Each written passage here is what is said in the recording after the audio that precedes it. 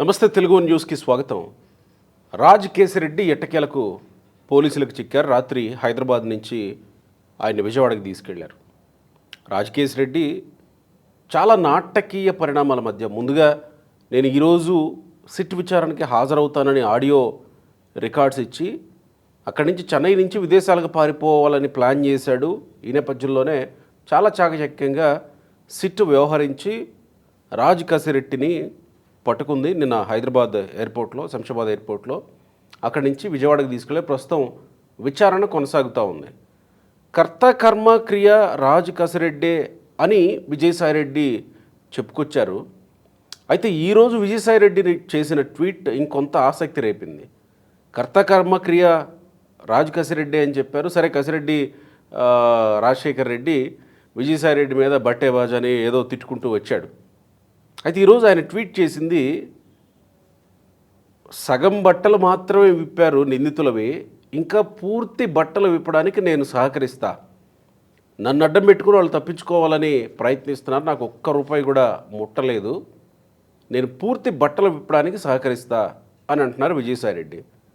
Epson Rajesh గారు ఉన్నారు. కొంచెం దీన్ని లోపలికి వెళ్ళి మాట్లాడే ప్రయత్నం చేద్దాం. ప్రముఖ రాజకీయ సామాజిక విశ్లేషకులు ఉన్నారు. నమస్కారం రాజేష్ గారు. నమస్కారం.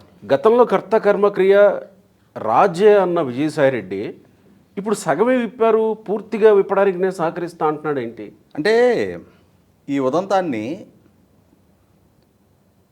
మనకి హైదరాబాద్లో జరిగే ఒక ఇన్సిడెంట్తో పోల్చి చెప్తాను నేను. హైదరాబాద్లో మీకు ఒక ఆస్తి ఉంది. మీరు వారసత్వంగా వచ్చిందో లేదు, మీరు కష్టపడి కొనుక్కున్నదో మీకంటూ ఒక ఆస్తి ఉంది. మీ వ్యాపారాల్లోనో మీ ఉద్యోగంలోనో మీరు నిమగ్నమై ఉన్నారు. నా ఆస్తి నేను కొనుక్కున్నాను, నాకు డాక్యుమెంట్ ఉంది కదా, ఎక్కడికి పోద్దులే అని చెప్పని. కానీ మంది సొమ్ము కొట్టేసే బ్యాచ్ ఒకటి ఉంటుంది నాబోటాళ్ళం. మాకు కష్టపడి మీకులాగా వ్యాపారం చేసో ఉద్యోగం చేసో సంపాదించుకోవడం చేత కాదు. కానీ వైట్ కాలర్డ్ పీపుల్ ఉంటారు కదా, మీలాగా చదువుకొని ఉద్యోగం చేసుకునే వాళ్ళు, మీ బోటాళ్ళ ఆస్తులు కొట్టేయటం మాత్రం మాకు జాతం. మేమేం చేస్తామంటే మొట్టమొదట ఆస్తి మీదే, డాక్యుమెంట్ మీ పేరటే ఉంది.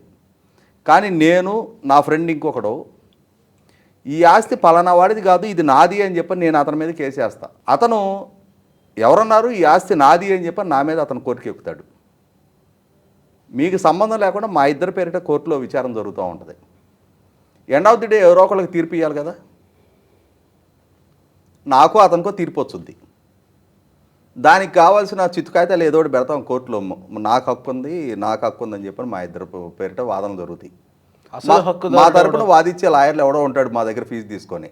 అసలు హక్కుదారుడు ఎవడో అతని పనిలో అతను ఉంటాడు. అతను వ్యాపారం అతను చేసుకుంటాను, ఉద్యోగం చేసుకుంటాను ఉంటాడు. కోర్టు పరిశీలించదా? అంటే హైదరాబాద్లో కొన్ని వేల కేసులు ఏదో ఒక రోజు తీర్పు వచ్చుద్ది కదా మా ఇద్దరు ఎవరో ఒకళ్ళకి అని చెప్పని ఈ కోర్టు తీర్పుని బేస్ చేసుకొని నేను వెళ్ళి ఆ సైట్లో ఓ బోర్డు పెడతా, పలానా కోర్టు తీర్పు ద్వారా ఈ ఆస్తి నాది అని చెప్పని. అప్పుడు కానీ మీకు తెలియదు. తెలిసి గొల్లుమని ఇదేంట్రా బాబు, ఇది నా కష్టార్జితం కదా, ఈడెవడో వచ్చి ఇప్పుడు కోర్టు ఆర్డర్ అంటున్నాడు అని చెప్పని వచ్చి కూర్చుంటారు. మరి నా బొట్టాళ్ళకి వెనక మంది ఉంటారు, రాజకీయంగా పరపతి ఉంటుంది, మీరేం ఉద్యోగం చేసుకునేవాళ్ళు కదా. అప్పుడు ఏమవుద్దిక, నా దగ్గర పూర్తిగా మిమ్మల్ని నెట్టేసే బలం ఉంటేనేమో నాదే ఆస్తి, నెట్టేసే బలం లేదు, కొంతవరకే బలం ఉంది. మీరు మనం ఏదో ఉద్యోగం చేసుకునే వాళ్ళం, ఈ గొడవలు వీటిల్లో మనం ఎక్కడ తలదోర్చగలుగుతాం అనుకున్న వాళ్ళు అప్పుడు ఏం చేస్తారంటే, బాబు ఏదో అట్రా నాయన నేను డబ్బులు పెట్టి కొనుక్కున్నది అని చెప్పని నాది పై చేయగానో లేదు అని అంటే నాకేం రూపాయి ఖర్చు పెట్టింది కాదు కదా, ఏదో ఒక స్టేజ్లో ఒక పరిష్కారం అయ్యి ఎంతో కొంత తీసుకొని బయటికి వెళ్ళటమో లేదు మిమ్మల్ని బయటికి పంపించడమో జరుగుద్ది. అంటే ఇక్కడ ఎందుకు చెప్తున్నానంటే ఇది హైదరాబాద్లో చాలా యూజువల్గా జరిగే ప్రక్రియ. ఇది కొన్ని దశాబ్దాల పాటు చాలా ఆస్తులు ఈ విధంగానే అన్యాక్రాంతమైనవి. ఇప్పుడు కూడా ఏమవుతుంది, రాజ్ కేసిరెడ్డి విజయసాయిరెడ్డి మధ్య బట్టెబాజ్ అని ఒకడు, తెలివిగల క్రిమినల్ అని ఒకడు, బట్టలు ఓడదీస్తాను ఒకడు, ఇప్పుదామని ఇంకొకడు. అంటే ఇక్కడ ఏది, ఈ మొత్తం మద్యం కుంభకోణం వీళ్ళిద్దరి మధ్య కేంద్రీకృతమై చర్చ జరుగుతుంది. అసలు అంతిమ లబ్ధిదారుడు ఎవరు దీంట్లో? అంటే ఇప్పుడు ఈ కుంభకోణం చేసే డబ్బు వీళ్ళిద్దరి మధ్య పంపకం జరిగిందా? వీళ్ళ ఈ కుంభకోణానికి కింగ్లు కూడా వీళ్ళేనా? కాదు. వీళ్ళంతా టూల్స్. ఇవాళ విజయసాయిరెడ్డి ఇంట్లో మద్యం పాలసీ గురించి చర్చించడానికి ప్రభుత్వ అధికారులు, రాజకీయ నాయకులు, డిస్టిలరీ ఓనర్లు కలిపి సమావేశం నిర్వహించాము అని చెప్పని విజయసాయిరెడ్డి మొన్న సిటీ విచారణకు హాజరైన రోజు చెప్పాడు. అంటే పిల్లి గుడ్డిదైతే ఎలికేదో చూపించినట్టుగా పాలకుడుగా ఉన్న జగన్మోహన్ రెడ్డి గారు ఏమీ తెలియని అమాయకుడైతే వీళ్ళందరూ కలిసి కూర్చొని వీళ్ళు మద్యం పాలసీలు డిసైడ్ చేశారా? అంటే రాబోయే మద్యం పాలసీ ఈ విధంగా ఉండాలి అని చెప్పని వీళ్ళు చర్చించారా? సచివాలయంలో అధికారులు, పాలకులు కలిపి తీసుకోవాల్సిన నిర్ణయాన్ని రాష్ట్ర ప్రభుత్వ పాలనా వ్యవహారాలతో సంబంధం లేని ఒక రాజ్యసభ సభ్యుడు, ఒక లోక్సభ సభ్యుడు, బ్రోరేజెస్ corporation MD, distillery owner Sajjala Sridhar Reddy, ముఖ్యమంత్రి ఓఎస్డి, ముఖ్యమంత్రి పిఏ, వీళ్ళందరూ కలిసి అక్కడ కూర్చొని ఇక్కడ ఎక్సైజ్ మినిస్టర్ ఏమయ్యాడు, ఎక్సైజ్ ప్రిన్సిపల్ సెక్రటరీ ఏమయ్యాడు, ముఖ్యమంత్రి ఏమయ్యాడు, వీళ్ళందరూ కలిసి కూర్చొని చర్చలు జరపడం ఏంటి? దీంట్లో ఐటీ అడ్వైజర్ తనేళ్ళు కూర్చోవడం ఏంటి? ఐటీ అడ్వైజర్కి మద్యం పాలసీస్ తోటి ఏం సంబంధం? అంటే ఇక్కడ ఏం అర్థమవుతుందో మనకి, ఢిల్లీ మద్యం కుంభకోణం ఒక్కసారి గుర్తు చేసుకుంటే అది వాళ్ళు ప్రధానంగా ఆరోపించింది ఏంటి? కేజ్రీవాల్ గారి ప్రభుత్వం కొత్త మద్యం పాలసీ తీసుకొస్తున్నప్పుడు ఆ మద్యం పాలసీ వ్యాపారస్తులకు అనుకూలంగా ఎలా ఉండాలి అనేది కవిత గారు సౌత్ నుంచి మద్యం సిండికేట్ని, వ్యాపారస్తుల సిండికేట్ని అక్కడికి తీసుకొచ్చి వీళ్ళ చేత 100 కోట్లు డబ్బులు ఇప్పించి సో హోటల్లో ఆవిడ డిక్టేట్ చేసిన పాలసీని ఆ ప్రభుత్వం అడాప్ట్ చేసుకొని ఆ పాలసీని అమల్లోకి తీసుకొచ్చారు. దానివల్ల 2600 కోట్ల రూపాయలు ప్రభుత్వానికి నష్టం వచ్చింది. ఇదే కదా అక్కడ మోపిన ఆరోపణ. అంటే ఏంటి? ప్రభుత్వ పాలసీస్ని ప్రైవేటు వ్యక్తులు డిక్టేట్ చేశారు. ఇప్పుడు విజయసాయిరెడ్డి చెప్తుంది కూడా అదేగా, మా ఇంట్లో కూర్చొని మద్యం పాలసీ గురించి చర్చించాము అని అంటే శాసనసభలో చర్చ జరగాలి, సచివాలయంలో నిర్ణయాలు అమలు జరగాలి. విజయసాయిరెడ్డి ఇంట్లో జరగటం ఏంటి? అంటే ఇక్కడ ఈ జరిగిన దొంగతనంలో ఎవరి పాత్ర వాళ్ళు పోషించిన భాగస్వాములే వీళ్ళందరూ కూడా. ఇవాళ విజయసాయిరెడ్డి నా స్థాయి తగ్గించారు, నన్ను అవమానించారు అని చెప్పని నీకు నొప్పి కలిగింది కాబట్టి వాళ్ళని వాళ్ళతో విభేదిస్తున్నావా? నొప్పి కలగకుండా ఉంటే నువ్వేం చెప్తున్నావు? 2019లో ఒకసారి అధికార బాధ్యతలు చేపట్టిన 6 నెలలకే నా స్థాయి 2000 స్థానం నుంచి 2000 స్థానానికి పడిపోయిందని చెప్తున్నావు. మరి 6 నెలలకే నీ స్థానం 2000కి పడిపోతే భారతీయ జనతా పార్టీ రాష్ట్ర శాఖ అధ్యక్షురాలుగా ఉన్న పురంధరేశ్వర్ గారు రాష్ట్రంలో మద్యం పాలసీ మాటను 1000 కోట్ల రూపాయల అవినీతి జరుగుతుంది అని చెప్పని కేంద్ర ప్రభుత్వానికి ఫిర్యాదు చేస్తే మరి విజయసాయిరెడ్డి ఎందుకు అంతగా రెచ్చిపోయి ఆమె వ్యక్తిత్వానికి పాల్పడుతూ ఆ విధమైన స్టేట్మెంట్లు ఇచ్చాడు? ఆమెను బెదిరించే ప్రయత్నం చేశాడు. నీ బతుకు బజార్లో పెడతా అన్నాడు ఒక మహిళను పట్టుకొని. ఆమె మాజీ కేంద్ర మంత్రి, 2 సార్లు అప్పటికి ప్రత్యక్ష ఎన్నికల్లో లోక్సభకి ఎన్నికై ఉన్న సభ్యురాలు. విజయసాయిరెడ్డిలాగా పరోక్ష ఎన్నికల్లో గెలిచిన రాజ్యసభ సభ్యురాలు కాదు.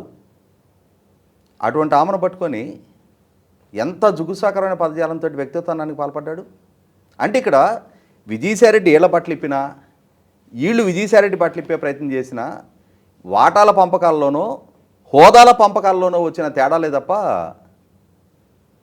ఆ రోజు జరిగిన దోపిడీలో వీళ్ళందరూ భాగస్వాములే, అందరూ కలగలిసి చేసిన కార్యక్రమం ఇది. అంటే విజయసాయిరెడ్డి ప్రెస్ మీట్లో చెప్పింది కసిరెడ్డికి నాకు మధ్య గొడవ జరిగింది అని అన్నాడు. ఇప్పుడు గొడవ జరిగింది కసిరెడ్డికి విజయసాయిరెడ్డికి మధ్య అయి ఉంటే కసిరెడ్డి అరెస్ట్ అయ్యాడు కదా, విచారణ జరుగుతుంది కదా. సరే ఇప్పుడు అతన్ని అరెస్ట్ చేసి లోపలికి జైలుకి పంపిస్తారా, లేకపోతే నోటీసులు ఇచ్చి మళ్ళీ విచారణకు పిలుస్తారా తేలాల్సి ఉంది. ఇప్పుడు విచారణ జరుగుతోంది మనం ఈ వీడియో చేసేటప్పటికి. ఒకవేళ వీళ్ళిద్దరి మధ్య గొడవ అయితే కసిరెడ్డి అరెస్ట్ తోటి విజయసాయిరెడ్డి అమ్మయ్య బట్టలు ఇప్పేశాను అని అనుకోవాలి. కానీ ఆయన అనుకోవట్లా, ఇంకా పూర్తి బట్టలు విప్పడానికి నేను సహకరిస్తాను అంటున్నాడు. అంటే ఇక్కడ అసలు సిసలు విచారం జరగాల్సింది ఏంటి అంటే, ప్రభుత్వ పరంగా ఇసుకని ఉచితంగా ఇవ్వాలి అని చంద్రబాబు నాయుడు గారి ప్రభుత్వం ఒక పాలసీ డెసిషన్ తీసుకున్నందుకు ప్రభుత్వ ఆదాయానికి గండి కొట్టారు అని చెప్పని చంద్రబాబు నాయుడు గారి మీద కేసు నమోదు చేశాడు జగన్మోహన్ రెడ్డి గారు. అంటే ప్రభుత్వంలో తీసుకునే ప్రతి నిర్ణయానికి బాధ్యుడు ముఖ్యమంత్రి అని చెప్పాను. ఇవాళ విజయసాయిరెడ్డి గారు చెప్తున్న ప్రకారమే ఆయన విచారణాధికారుల దగ్గర అడ్మిట్ అయిన ప్రకారమే ఆయన ఏమన్నాడు, కిక్ బ్యాక్స్ లేవు.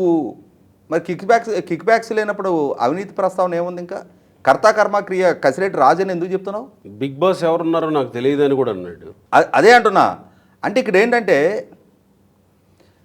నేను ఇందాక చెప్పినట్టుగా జగన్మోహన్ రెడ్డి గారిని వదిలేసేసి ఆయన ప్రస్తావన విచారణలోకి రాకుండా, ఇందాక నేను ప్రస్తావించిన అసలు ఆస్తిదారుని వదిలేసేసి ఈ ఇద్దరి మధ్య వివాదం కేంద్రీకృతం అయ్యేటట్టుగా వీళ్ళిద్దరి మధ్య వివాదం ఉన్నట్టు ఐదర్ విజయసాయిరెడ్డి ఆర్ కసిరెడ్డి రాజా నువ్వా నేనా అని చెప్పని తొడలు కొట్టుకుంటా అసలు విచారణకి బాధ్యుడైన పాలకుడైన 5 సంవత్సరాల తన పాలనా హయాంలో జరిగిన ఈ అవినీతికి సమాధానం చెప్పాల్సిన జగన్మోహన్ రెడ్డి దగ్గరికి విచారణ చేరకుండా వీళ్ళిద్దరి మధ్య కేంద్రీకృతం అయ్యేటట్టుగా నాటకం ఆడుతున్నారు వీళ్ళిద్దరు.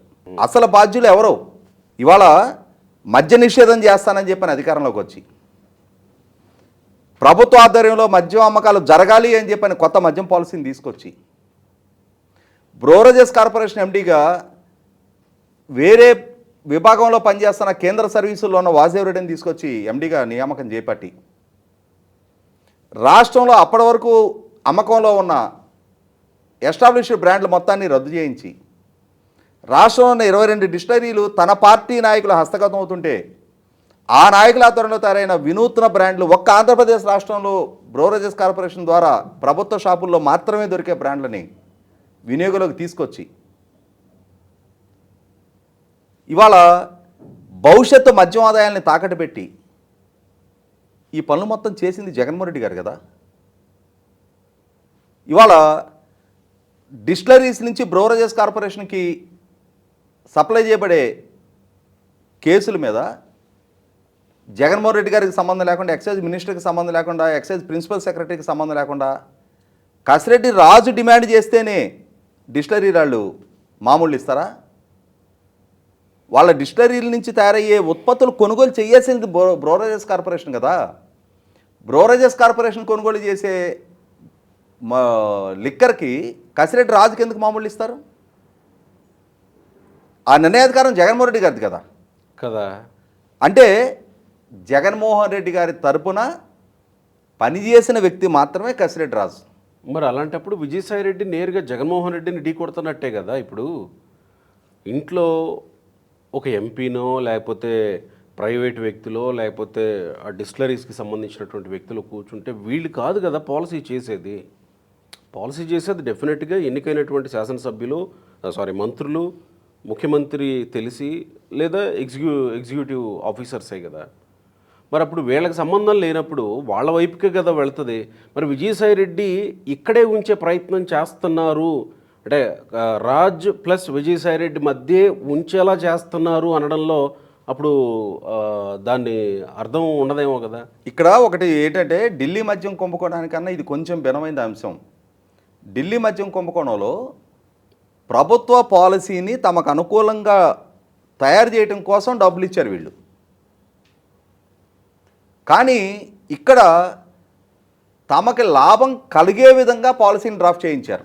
ఈ పాలసీని డ్రాఫ్ట్ చేసిన తర్వాత అప్పుడు డిస్టిలరీలని తమ స్వాధీనంలోకి తెచ్చుకున్నారు.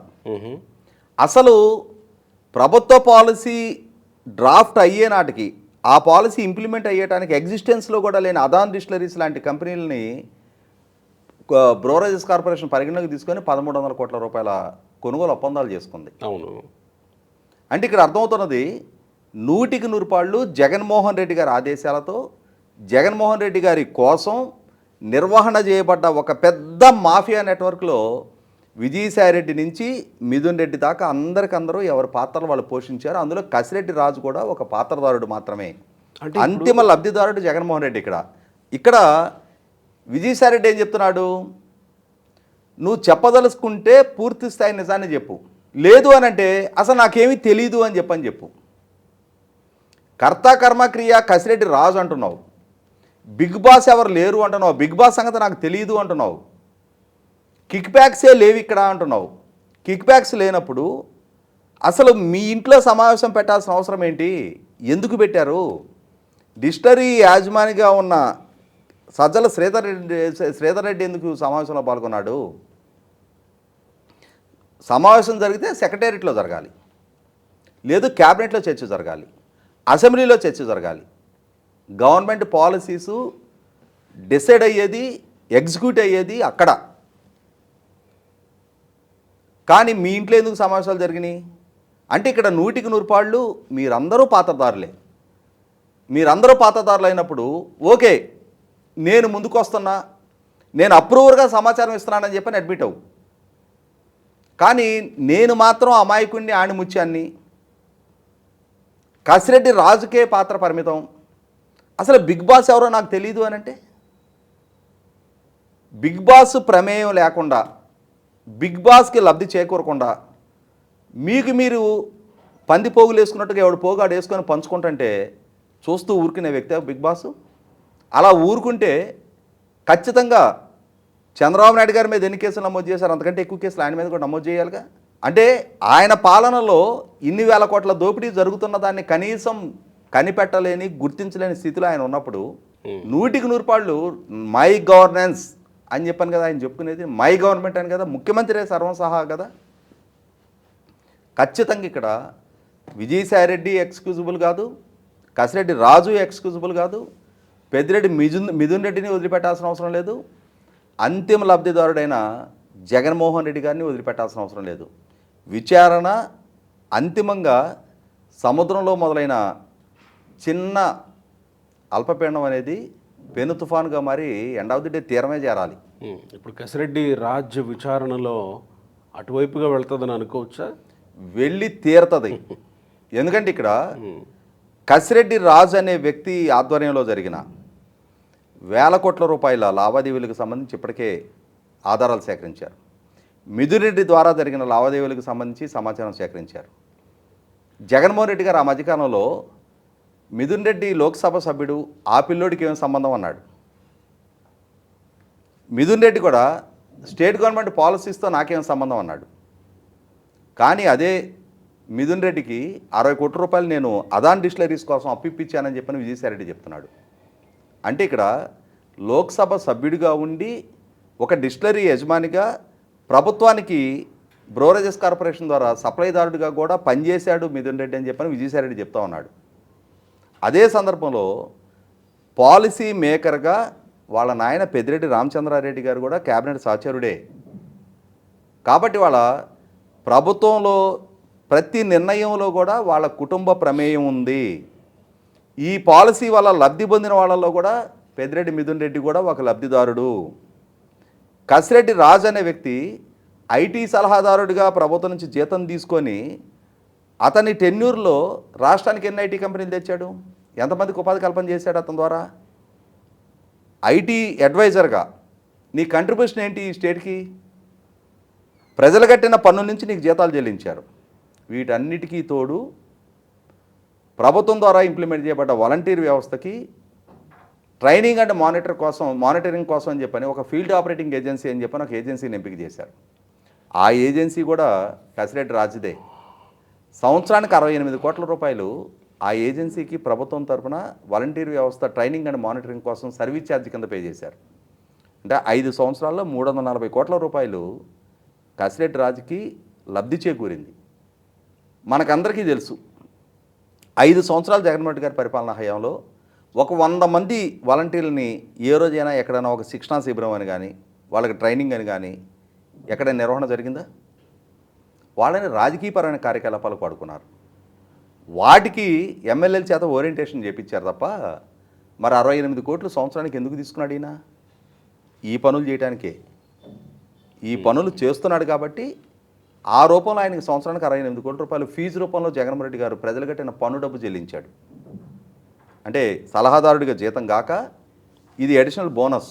దాన్ని వైట్ చేసుకోవడానికి ఎక్కడో బ్లాక్లో వచ్చింది, మళ్ళీ సినిమాల్లో పెట్టి మళ్ళీ వైట్ చేసుకునే ఇప్పుడు రకరకాలుగా ఏ విధంగా 1000 కోట్ల రూపాయలు జ్యువెలరీ షాప్కే పే చేశారు అని చెప్పని వాళ్ళ విచారణ సంస్థ ఆధారాలు సేకరిస్తుంది అని అంటే ఎంత తెలివిగల నేరస్తుడైనా సరే చేసేది నేరం అయ్యినప్పుడు ఖచ్చితంగా ఆధారాలు ఎక్కడో దగ్గర వదిలిపెట్టే తీరతాడు.